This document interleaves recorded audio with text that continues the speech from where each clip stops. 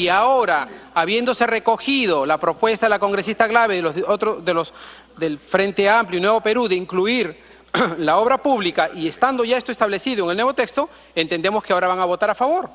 Porque si es que es el pedido, si su pedido se ha incorporado, no entiendo por qué generarían una oposición. Es decir, ha habido la apertura suficiente precisamente, pero voy a terminar, ya termino y no, en todo caso no voy a replicar más al respecto. Lo que les quiero decir es lo siguiente: se planteó un proyecto que se corrige el decreto legislativo 1333, ¿no es cierto? Se levantan todas las observaciones, luego al mismo proyecto se pide que se incluya el tema de las obras públicas, se incorpora las obras públicas y por lo tanto aparentemente ya no quedarían más objeciones, excepto por el propio deseo de generar objeciones. En consecuencia, presidente, creo que con lo dicho por la propia congresista Glave queda claro cuáles son las posiciones que tenemos, las posiciones legislativas que tenemos en relación a esta norma. Muchas gracias. Gracias. Tiene la palabra el congresista Rolando Reategui. Al congresista Reategui le pueden pedir las interrupciones. Sí, me pide una interrupción la congresista Marisa Glave.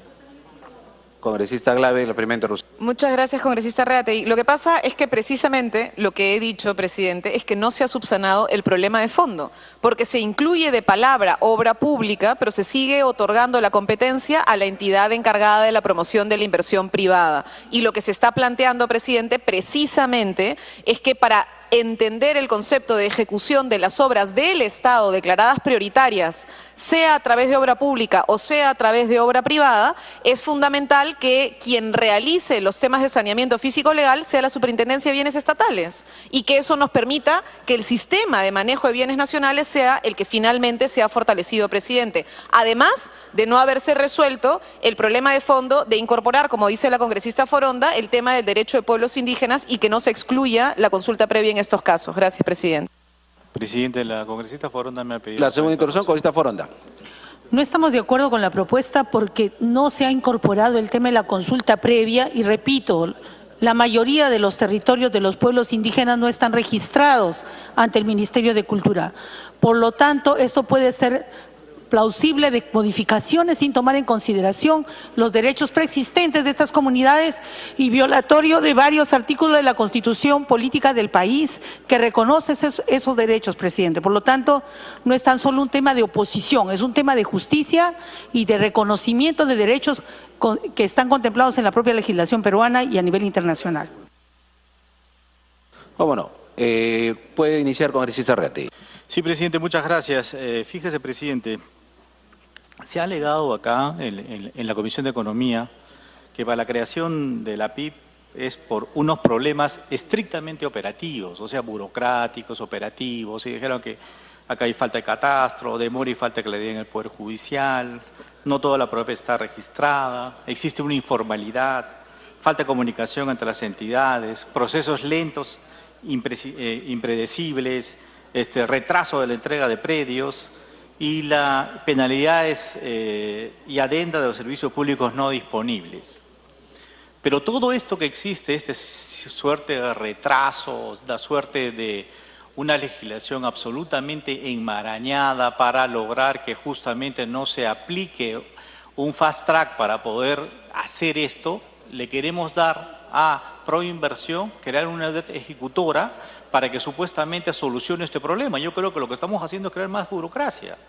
En vez de darle, y yo estoy consciente, en vez de darle la oportunidad a la Superintendencia de Bienes Nacionales, que sí conocen del tema, nosotros les damos a ellos más bien la facilidad para que pueda tener una unidad ejecutora, una vía rápida que ayude a que estos procesos absolutamente burocráticos y falta de compromiso por el Perú. Hay ejemplos, por ejemplo, en lo que es el Aeropuerto Internacional Jorge Chávez. Miren ustedes, en el Aeropuerto Internacional Jorge Chávez no solamente es tan lento el proceso, es tan engorroso que han tenido que pagar incluso no solamente al dueño, sino también a los que estaban posesionados, doble pago. Y por lo tanto nunca es de solucionar este problema. Entonces tenemos que buscar la forma para lograr algo importante, una vía rápida que nos permita levantar esto. Pero acá hay otro problema. Lo están haciendo es que al crear la unidad ejecutora, le damos a la agencia de inversión privada para que se sujete al presupuesto institucional de pliego, quedando exceptuado para tal efecto solo del requisito del monto del presupuesto anual por toda fuente de financiamiento. Es decir, le están sacando de la ley de presupuesto a la inversión, y segundo, le puentean al Congreso de la República para que no vaya por ley de presupuesto o a la Comisión de Presupuesto de la República, que tiene que hacer mediante ley, como dice la Constitución, que toda fuente de financiamiento y sobre todo toda transferencia de recursos tiene que ser aplicado por ley. Pero acá te dicen, no, voy a solamente darle por decreto supremo. Esto realmente no está bien. Una vez más se le quiere exceptuar al Congreso de la República en no presentar un proyecto de ley para que sea una transferencia y debatirlo acá, de qué se trata, por qué se trata. Entonces, evitaríamos cualquier problema de índole que acá se viola los derechos preexistentes, se viola una serie de cosas, se viola las comunidades nativas, se viola un montón de cosas. Nos evitaríamos de esto cuando realmente pasa por el Congreso de la República, tal como dice la Ley de Presupuesto General de la República y la Constitución del Perú, presidente. Gracias, congresista. Tiene la palabra el congresista García Belaunde.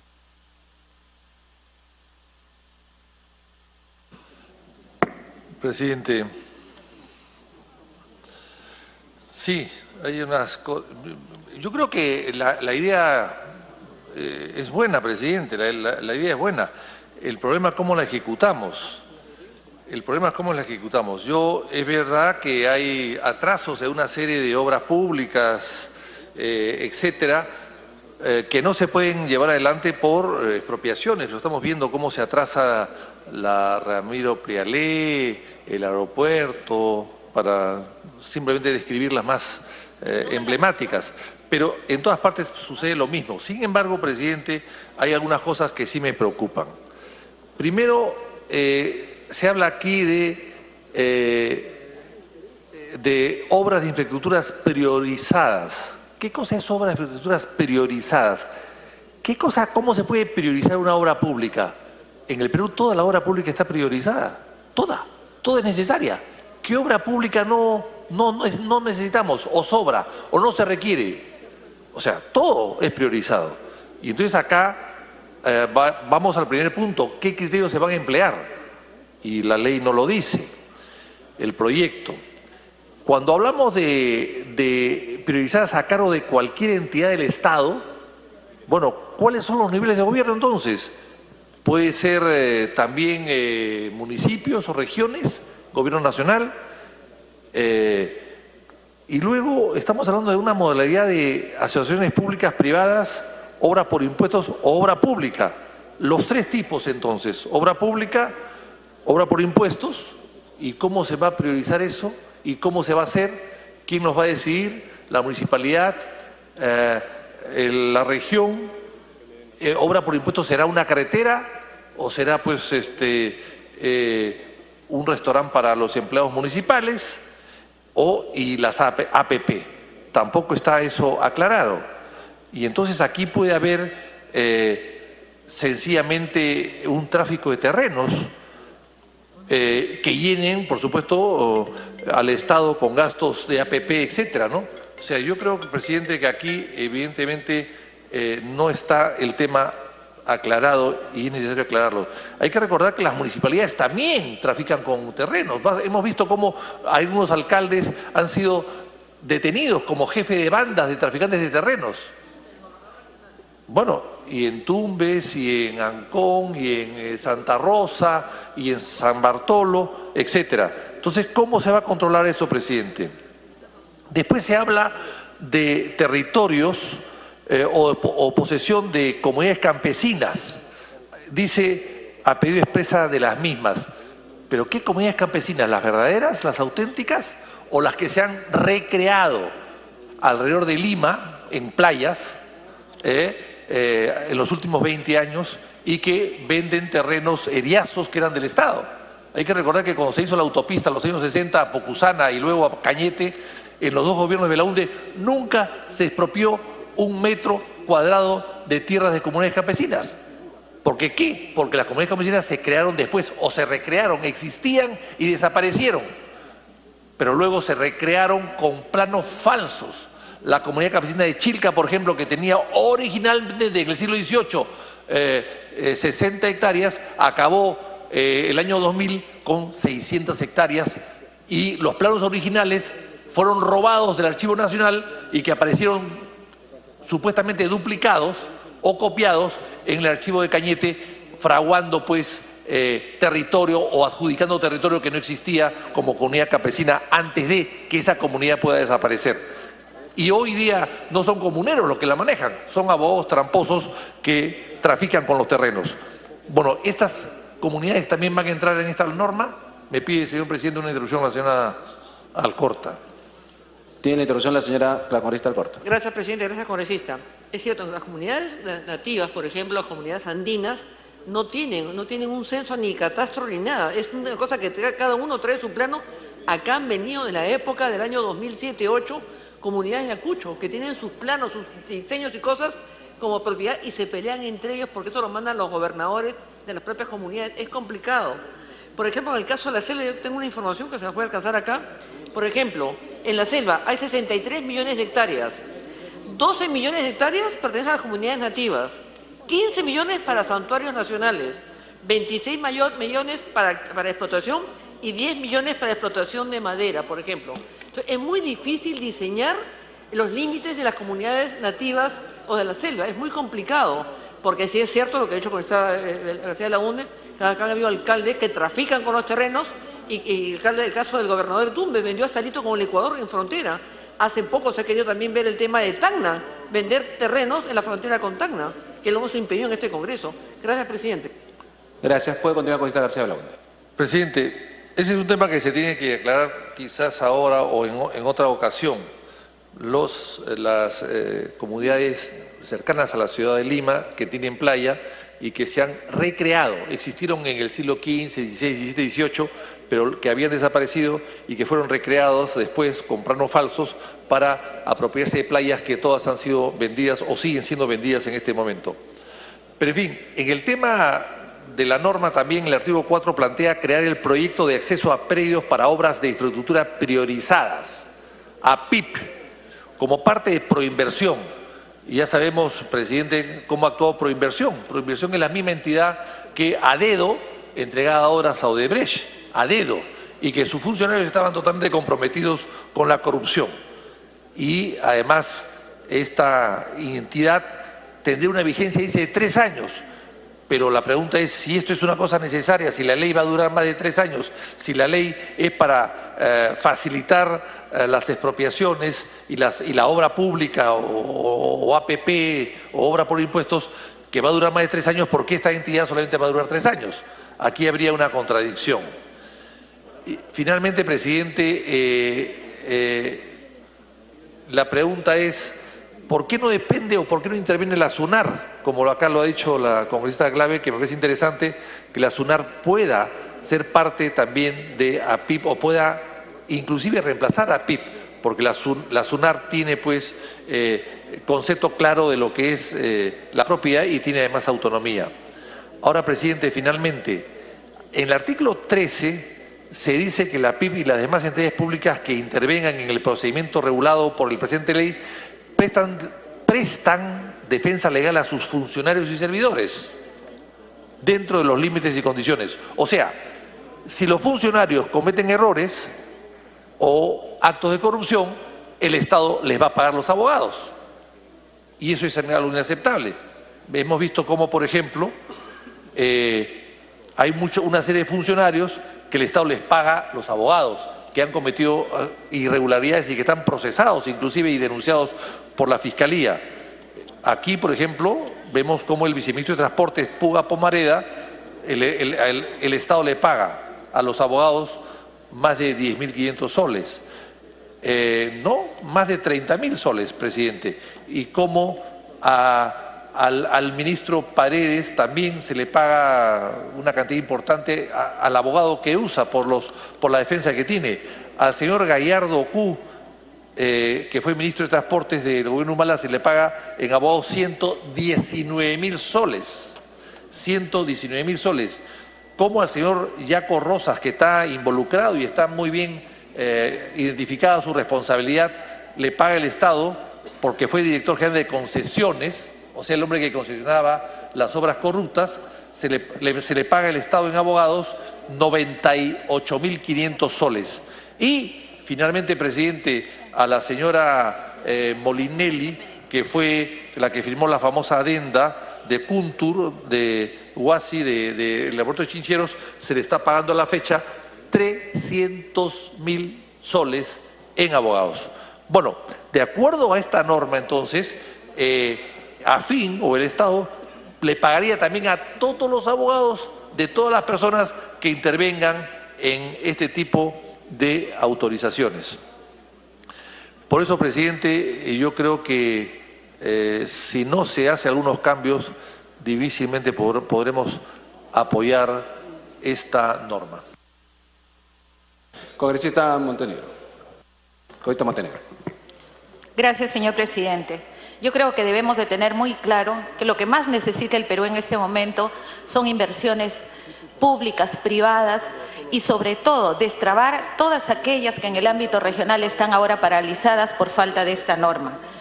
Con esto ya quedó claro que las áreas declaradas intangibles por tratados internacionales van a estar excluidas de la misma manera que las áreas naturales protegidas, la Declaración del Patrimonio Cultural de la Nación, y estamos totalmente de acuerdo con que es fundamental fortalecer el sistema de bienes nacionales, pero además el trabajo de la SNB con gobiernos locales y regionales, porque ustedes hablan de obras paralizadas acá en Lima y alrededores, pero hay en todas las regiones obras paralizadas.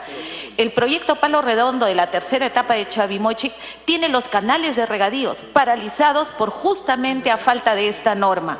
Es fundamental también el trabajo de proinversión a través de este mecanismo. ¿Qué necesitamos ahora? Mayor control. Por eso es importante también el fortalecimiento de la Contraloría General de la República. Permítame, señor presidente, en aquello que hay divergencia, proponer justamente el cambio en la redacción del artículo E en este sentido. Los que se están excluidos del ámbito de aplicación de la presente ley los siguientes inmuebles: los que se encuentran en tierras y territorios de propiedad y o posesión de comunidades campesinas, salvo que mediante acuerdo adoptado con los requisitos establecidos en el artículo 7 de la Ley 24.656, Ley General de Comunidades Campesinas, adopten dicho acuerdo de transferir el área o parte del área priorizada a favor del Estado, previo pago del justiprecio en dinero o en las modalidades acordadas. Gracias, señor presidente. Muchas gracias. Creo que el congresista Quintanilla había pedido para... Solamente quería comentarle que vamos a... la palabra todavía, ¿no? La palabra. Primero, congresista Arana, la palabra. Congresista Arana. Gracias, presidente. Bueno, en realidad nos preocupa, presidente, que ciertas normas que están pasando a la Comisión Permanente o al Pleno, ¿no?, en el mecanismo de asignación a comisiones, no se esté tomando los criterios adecuados, ¿no? Porque, por ejemplo, este proyecto de ley en realidad es una reedición del proyecto de ley 1333. Y ese proyecto de ley 1333, que fue derogado aquí, además cuando era presidente el congresista Miki Torres de la Comisión de Constitución, tenía varios visos inconstitucionales que en este caso se mantienen, han sido ligeramente metamorfoseados en la redacción, pero en realidad se mantiene como una amenaza al despojo y rapiña de tierras de los pueblos indígenas, de las comunidades campesinas, en el que este Congreso ha venido incurriendo por una u otra razón de manera histórica a lo largo de la República. Y eso no puede ser, presidente. O sea, aquí para nosotros hay un tema fundamental. La congresista Foronda ha planteado que esta ley debió discutirse, como pasó con la ley de carreteras en territorio amazónico, que vulneraba territorios indígenas de los pueblos no contactados, y también la norma de consulta previa legislativa, debió pasar por la Comisión de Pueblos Indígenas, presidente. Y en ese sentido voy a ratificar el pedido, y pido que se vote, señor presidente, que ha hecho la congresista Marilena Foronda, de la moción previa, la cuestión previa, por la cual este proyecto de ley debiera ser visto y debatido en la Comisión de Pueblos Indígenas. Para que no terminemos, presidente, aprobando una ley que despoja de sus territorios a los pueblos indígenas y campesinos de las comunidades campesinas de una manera, además, presidente, en la que se quiere negar, tal como escucho en algunas declaraciones de congresistas ahora en la comisión permanente. Están diciendo no hay ese peligro, no hay ese riesgo porque las comunidades indígenas están excluidas. Los pueblos indígenas están excluidos, las comunidades campesinas estarían excluidas. Pero lo sabemos bien, presidente. El Estado se ha caracterizado por no darle títulos a los pueblos indígenas y a las comunidades campesinas tal cual se les ha pedido. Y ahí estamos en deuda, presidente, de que el Estado, el Ejecutivo, tiene una deuda histórica y nosotros deberíamos exigir de que el proceso de titulación avance.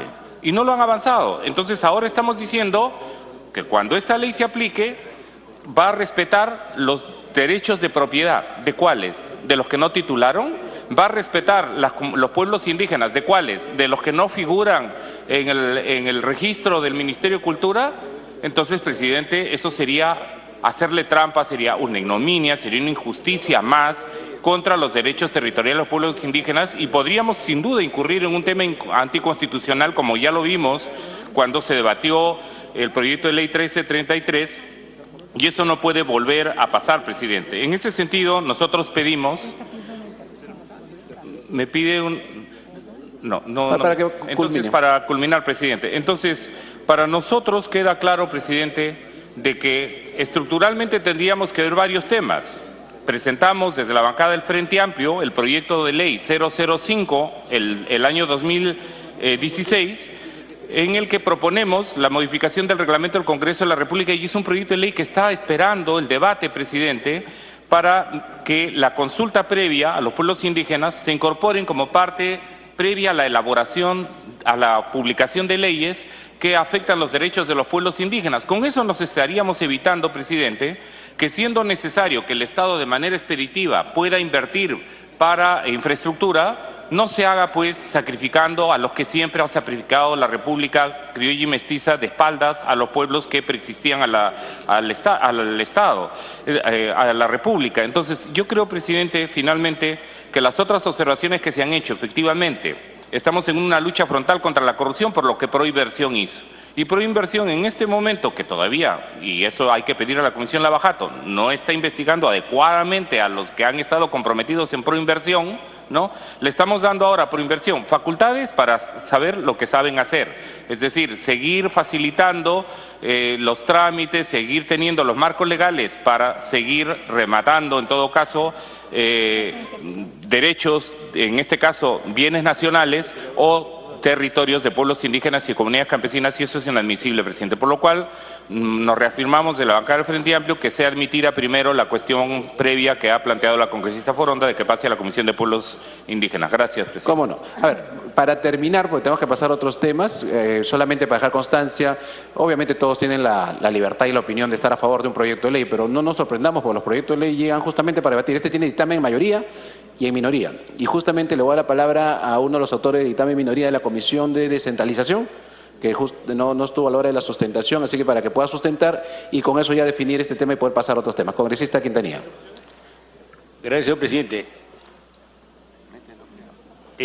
Colegas, nosotros hemos presentado un dictamen en minoría por tres razones. El problema, digamos, de las exclusiones, el problema de cómo se va a priorizar y el tema también de respeto a la consulta previa. Pero yo quería empezar, aprovechando que todavía el congresista Givi Boleta está por las inmediaciones, para decirle que a la imputación que él nos hace a nosotros de que cuando escuchamos la palabra inversión nos asustamos, no, nosotros como izquierda hemos señalado que las inversiones son absolutamente necesarias en el país y en toda economía, pero también no solo hay que preocuparse de las inversiones, sino hay que preocuparse también del desarrollo del mercado interno. Eso sí le aterra a Peruano por el Cambio, a Givi Boleta y a todos los que concuerdan con su posición. Señor presidente, nosotros en nuestro dictamen estamos señalando que el ámbito de aplicación tiene tres exclusiones. Los territorios que se encuentren en áreas declaradas intangibles por tratados internacionales, B, las áreas naturales protegidas, C, el patrimonio cultural de la nación. Pero también nosotros consideramos, señor presidente, que debe estar en la norma expresamente señalado que se excluyen las tierras, territorios e inmuebles de propiedad y posesión de pueblos indígenas u originarios, comunidades campesinas y también de aquellas comunidades nativas que se encuentren en estado de aislamiento voluntario. Eso tiene que quedar expresamente consignado en la ley. En relación, señor presidente, a un tema que lo planteó el congresista Víctor Andrés García Belaunde, en el sentido de que cuál es la priorización.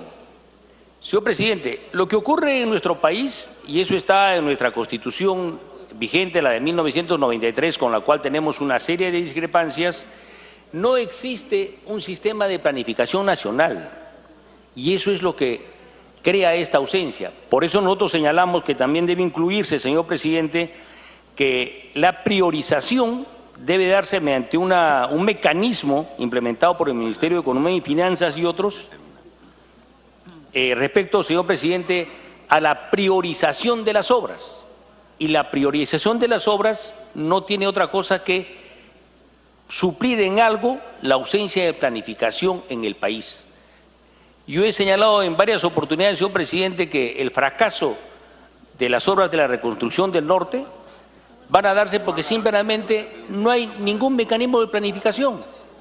Y las iniciativas de qué obra se hace o no se hace está casi en su totalidad transferida al sector privado a través de la modalidad de asociaciones público-privadas y obra por impuestos. ¿Quién toma la iniciativa de qué obra se hace o no se hace cuando hay solo una modalidad de APP y obra por impuestos? Es el sector privado, que tiene el legítimo derecho a escoger qué obras le conviene, en cuáles obtiene más ganancias, porque las obras que nunca va a escoger son las más difíciles, las de más riesgo, y generalmente, señor presidente, son las obras prioritarias.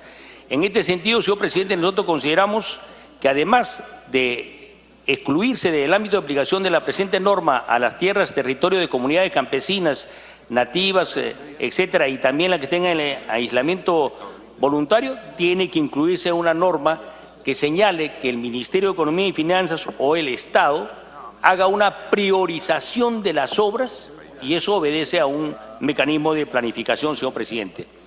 Finalmente, señor presidente, respecto a la consulta previa. La consulta previa está normada y estamos comprometidos por un tratado internacional, pero eso tiene que estar señalado en esta norma. Cuando se afecten territorios que estén comprendidas en áreas de las comunidades campesinas, nativas y pueblos originarios, tienen necesariamente que ser consultados, señor presidente, y eso que quede explícito. Esas son las tres razones por las cuales nosotros señalamos que deberían incluirse y que constituyen nuestro dictamen en minoría complementario o alternativo al que se estaba debatiendo. Me pido una interrupción el congresista Johnny Lescano. Congresista Lescano, ¿cómo no? Presidente, muchas gracias. Agradezco la interrupción concedida por el congresista Quintanilla. A mí me parece que hay tres aspectos, señor, que en este tema hay que analizarlo. Uno, que lo que ha referido el congresista Quintanilla de la consulta previa. No se puede disponer de terrenos comunales si no hay una consulta previa. Hay una ley de consulta previa. Aprobamos esto de mala manera y vamos a crear un conflicto social. En segundo lugar, se está hablando de reubicación de poblaciones, señor, para hacer obras. Y eso es muy peligroso, reubicación de poblaciones, que debe tener un mecanismo de tratamiento muy cuidadoso. Y en tercer lugar, señor, las tasaciones en la expropiación ni siquiera van a ser cuestionadas por las partes interesadas, especialmente por los afectados. Entonces, todos esos temas, señor, hay que verlos con cuidado. Y finalmente, señor presidente, hay un decreto legislativo 1333. La Comisión de Constitución ha insistido en la derogatoria, porque la derogatoria fue observada por el gobierno, que toca la misma materia que estamos discutiendo. ¿Cómo discutimos la misma materia en este proyecto si el decreto legislativo 1336, el Congreso ha dicho que lo va a derogar y está en insistencia? Entonces, no hay orden, señor. Yo creo que hay que comenzar, pues, por las materias que están en procedimiento y no por un proyecto que trata los mismos objetivos. De tal manera que bueno que esté en cuarto intermedio, señor, para que se pueda debatir todos estos aspectos. Le agradezco la interrupción.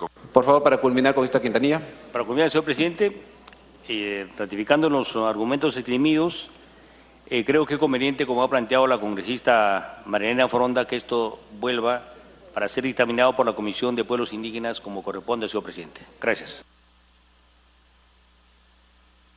Perfecto, muchísimas gracias. Le doy la palabra al vicepresidente de la Comisión de Economía, que es la comisión principal en este proyecto.